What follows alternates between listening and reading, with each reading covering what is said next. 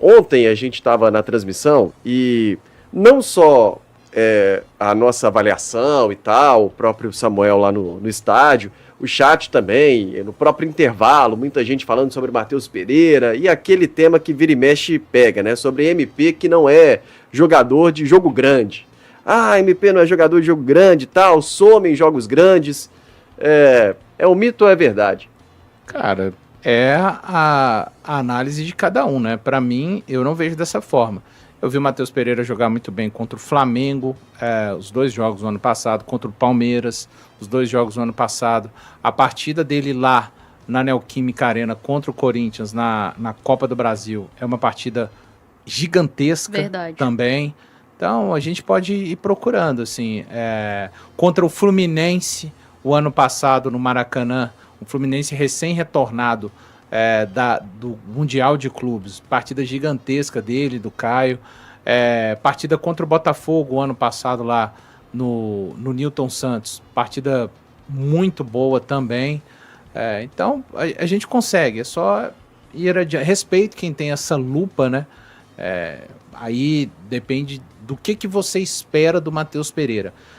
E até vi, né, muita gente falando hoje, né? O Matheus Pereira calando os críticos. Gente, o Matheus Pereira, o jogo, você pegar 90 minutos, o jogo dele não foi bom. Todo o jogo dele. Ele, pra mim, ele cresce depois de fazer o gol. E eu falei, vou repetir as mesmas palavras que eu falei ontem. Ele foi o herói da partida, inclusive ganhou o prêmio da Conmebol, Hero of the Match. Hero of the Match. Ele decidiu, porque o gol é dele, mas ele não fez um jogo grande como ele já fez outros jogos, não fez. O primeiro tempo ele se perdeu em várias decisões, ele não correu, claro que correu. Aí alguém falou assim, olha o mapa de calor. Gente, o mapa de calor do Matheus Pereira não muda. Ele corre o tempo inteiro da mesma forma, jogando bem ou jogando mal. Só que vai ter dias que ele não vai conseguir executar tecnicamente o que ele é capaz de executar. E ontem foi esse dia. Só que depois que ele faz o gol, ele passa a assumir um outro papel. E eu acho que ele foi extremamente inteligente a partir do momento que o Cruzeiro está na frente, ganhando por 1-0. Ele começa a reter mais essa bola. E aí ele para de errar os passes que ele não estava conseguindo executar e começa a quebrar o ritmo do Barcelona de Guayaquil.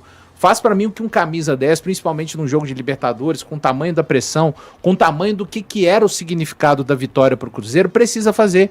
Esconde a bola, faz ela gastar-se no tempo no seu pé. Opa, posiciona de um jeito que o marcador ele tá afoito jogando em casa e na desvantagem. Posiciona, dá o corpo para ele. E aí ele é muito inteligente, fora a quantidade de bolas que ele espana ali, chuta pro mato mesmo. Então ele cresceu demais.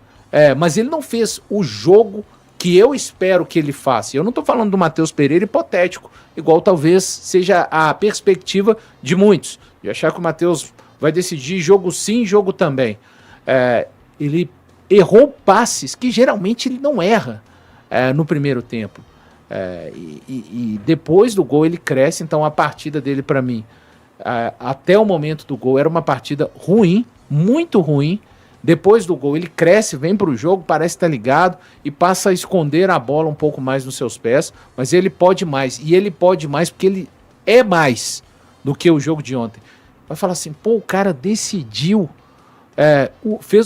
então aí vocês têm ideia de como que eu vejo o Matheus Pereira. De que nível que eu acho que o Matheus Pereira pode ser. Ele fez o gol, decidiu, foi o herói da partida. Mesmo assim, ele não jogou, ele não vai jogar tudo que pode. Mas ontem ele não jogou 60% do que ele pode. Os passes que ele errou. Teve bolas que o Caio Jorge se deslocou bem. A gente já viu o Matheus Pereira, o entendimento que ele tem com o Caio Jorge. Esses jogos mesmo aqui que eu citei. Então, não vejo problema, Léo, em você falar que o jogador, mesmo decidindo, mesmo sendo o herói da partida, não fez o melhor jogo dele. Se para alguns o que importa é o Matheus Pereira ter decidido e feito o gol somente, tá ótimo. Se você acha que o Matheus Pereira foi o craque nuve do jogo por conta de ter decidido, e curioso, ninguém na nossa equipe votou no Matheus Pereira, mesmo ele ter, porque e aí é de cada um, pegando o contexto do jogo como um todo.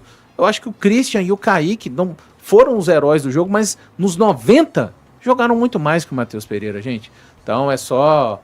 E não tem certo ou errado, tem gente que fala, vocês são os comentaristas da verdade. Não, a gente só tem... Às vezes a gente vai pensar igual, você que está nos assistindo e nós que estamos aqui, e às vezes a gente vai discordar. Eu acho que o embate e o debate é sempre bom para ouvirmos perspectivas de todos os lados. Então, Matheus Pereira pode mais, Léo, mas ainda até brinquei com o Samuel. Toda vez que ele não jogar o que ele pode, quiser guardar um golzinho mesmo assim, tá excepcional, sempre vai ajudar muito o Cruzeiro. Acho que Matheus Pereira e Caio Jorge estão sofrendo um pouco mais fisicamente nesse início de temporada.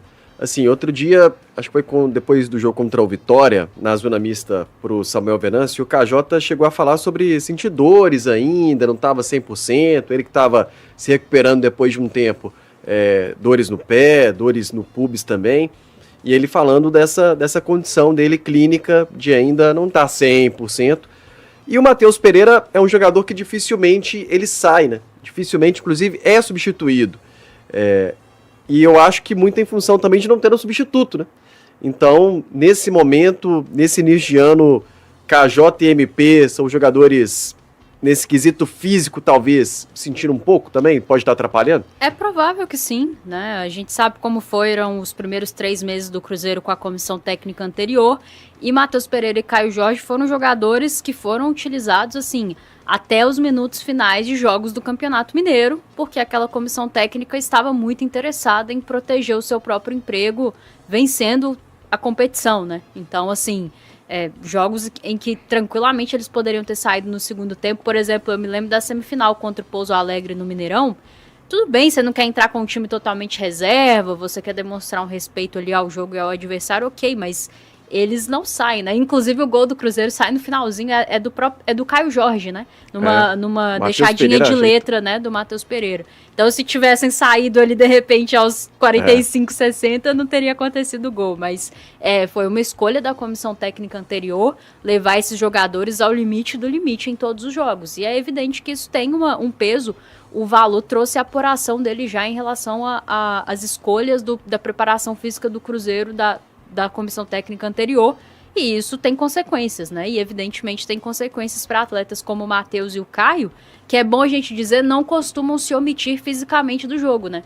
É isso que o Valu comentou do mapa de calor do Matheus. São 2 atletas que não vão pecar por omissão. Quando eles estão em campo, a gente observa as tentativas, e o próprio Caio é uma peça fundamental da primeira pressão do Cruzeiro, quando o Cruzeiro não tem a bola. Sem contar diversas situações ontem, você vai se lembrar, em que ele faz um movimento de facão para receber a bola. Ele não é aquele centroavante que vai ficar paradão lá, esperando bola entre os zagueiros. Então, acho que o aspecto físico pode pesar sim.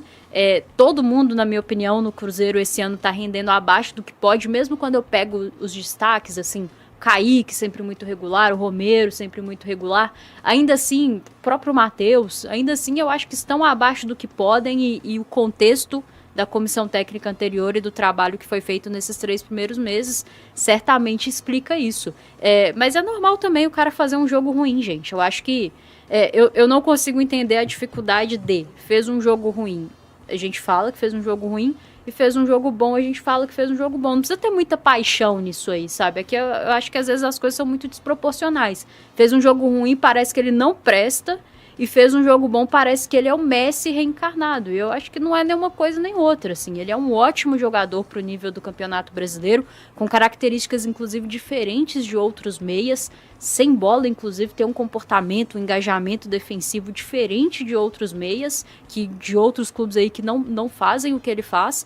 E acho que a gente está sempre muito mais próximo das vitórias por causa dele. Foi importante a renovação de contrato. É um grande jogador que nós temos para o contexto do futebol atual que é jogado aqui no Brasil. Não tem que ficar comparando o Matheus Pereira com outros camisas 10 que nós já tivemos, porque não é a mesma coisa, definitivamente. Mas é um bom jogador e que às vezes tá abaixo, e eu não vejo problema nenhum da gente falar, olha, tá abaixo, não tá fazendo um bom jogo. E às vezes ele pode mudar, ele pode se recuperar dentro da própria partida, e é isso. Eu descarto um pouco esse tipo de coisa, assim, não joga bem determinados jogos. Eu não acho que é isso. Às vezes ele joga bem grandes jogos e joga mal jogos pequenos. Faz parte. Não é o tamanho do jogo ou do adversário. É o contexto, e às vezes ele simplesmente não tá bem e faz parte. Mas ontem, acho que conseguiu se recuperar dentro da própria partida, a partir do gol que fez. e foi muito importante no segundo tempo em coisas que parecem simples, né? Mas é reter uma bola, é chamar uma falta. Nossa, foi muito importante a partida que ele fez, toda a partida, gente, até se a gente, e temos que ter em mente o seguinte, quando eu digo que o Matheus Pereira errou vários passes, significa que ele tentou vários passes, que a bola passou pelo pé dele, que ele participou do jogo. E eu acho até, o Arthur Jorge, que é complicado, não tem como você tirar o Matheus Pereira do time. Mas daqui a pouco vamos pensar um cenário, né? Tentar imaginar um cenário de muita positividade para o Cruzeiro. O Cruzeiro conseguindo, de repente, uma vitória... Fácil não existe nenhuma vitória, tá, pessoal? Mas vamos supor, domingo, Cruzeiro, de repente, ali com 2-0 para cima do Red Bull Bragantino aos 30 minutos. Cara, se puder, tira o Matheus Pereira. A gente não tem os dados aqui, mas depois eu vou fazer o levantamento de quantos jogos na temporada o Matheus Pereira tem sido titular. Eu tô convicto neste momento de que esse jogo que ele fez errando coisas que geralmente ele não erra, pra mim tá diretamente ligado à condição física dele. Que é um cara que tem uma excelente condição física, mas a gente tá falando de um cara que tá jogando jogo após jogo. Ainda com a comissão técnica anterior, a corda foi esticada, né? E o Matheus Pereira, ele não é um cara que tá em campo, você fala assim, Matheus, hoje você vai movimentar menos, vai ficar numa zona do campo menor. É preferível você não escalá-lo. Preferível você não escalá-lo. Não vai adiantar, porque ele é esse cara de movimentação. Então, parte física esbarra e altera muito na parte técnica. Sim. Não consegue executar. Ele pensa na velocidade que ele pensa, mas o corpo não dá as respostas que constantemente, quando está numa melhor condição, ele consegue te dar. Então eu estou convicto disso, é um cara para a gente ter muito cuidado. Não podemos perder mais daqui nenhum jogador, mas especialmente, tá? O quarteto ali, Fabrício Bruno, Lucas Romero, que está tentando voltar. A gente está vendo a situação física que o Cruzeiro está. Quando um jogador fica fora de um jogo, gente, isso é muito grave. Não precisa ser entendido em preparação física, não. O Romero ficou fora do jogo contra o São Paulo. Retornou contra o Vitória ganhando minutos. E ele retorna para ficar à disposição contra o São Paulo. No treino, acusa-se alguma coisa que ele não fica à disposição. Mas ele vai para Guayaquil. No treino do pós-jogo, que ele não ficou à disposição porque ele não tinha condição, ele ainda está ressentido.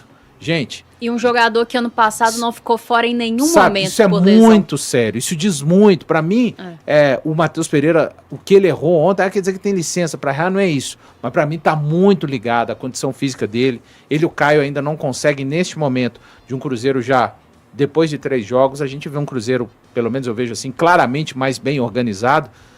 A gente tem que tomar cuidado agora com a parte física desses caras. Para que eles cheguem o mais inteiros possíveis em cada jogo. Em cada jogo que o Cruzeiro for tendo. Brasileiro, Libertadores, Brasileiro. Estreou com o pé direito na Copa Libertadores, mas agora volta as atenções para o Campeonato Brasileiro. Tá precisando vencer, hein? Como é que anda a preparação para o próximo compromisso, Pedro Abílio? Bom dia!